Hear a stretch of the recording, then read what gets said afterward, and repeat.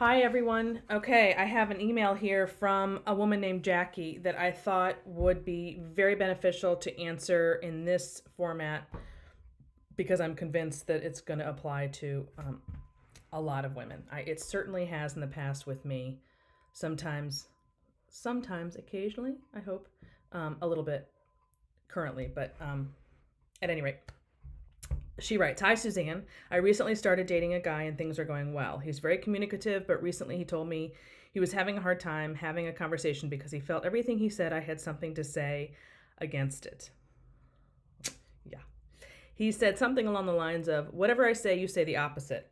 And I think he didn't feel validated by me and had an issue with that. One example I could think of was that he was telling me about a certain dish at a restaurant, and when he described it, I called it by a different name, stating that's the name I knew it by, and he got quiet after that. I am struggling between being agreeable or being quiet.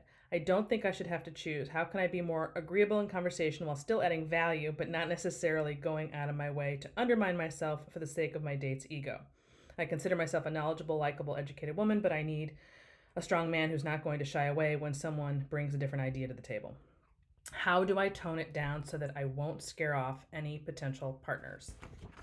Okay, so here's the deal with men. If you were to ask this of I don't know, anyone else, they'll tell you that you should never have to change anything about yourself for the sake of a man's ego. So if he reacts that way, just dump him and move on to the next guy. Okay, you're going to be a very lonely woman if you handle it that way, especially for each subsequent relationship that you're in, because what you can't run away from is that men don't change and women don't change, and what they need and what they respond to will always be static. So you're going to take this problem with you everywhere you go. Here's the deal. The issue isn't that you can never share your opinion in a relationship or your thoughts. The issue is taking stock of how often you say the opposite or you use no words as a regular thing. So if your natural style is to argue or to say no or to say the opposite or to share your opinion, and you're just constantly doing that all the time, you're going to eventually wear the man down where he's not going to talk at all. Because essentially every time he says something, he feels that it's not, essentially that he's not being heard. So he feels disrespected.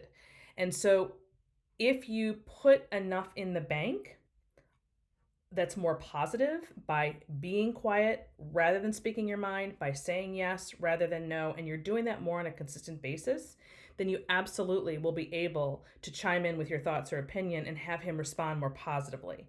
So at the end of the day, it's not an either or thing. It's just, do you really need to get your word in edgewise? Do you need to be right? Do you need to express your thought? Do you need to, how important it is for you to say that? Or can you just learn to say, oh, that's interesting, or oh, I hadn't thought of it that way, or yeah, I can see how it could be that way, or just say nothing, rather than interjecting your thoughts and opinion, especially if it's of a negative, if it's the opposite of what he's doing. It's like jabbing him. It's like you're jabbing him every time he speaks.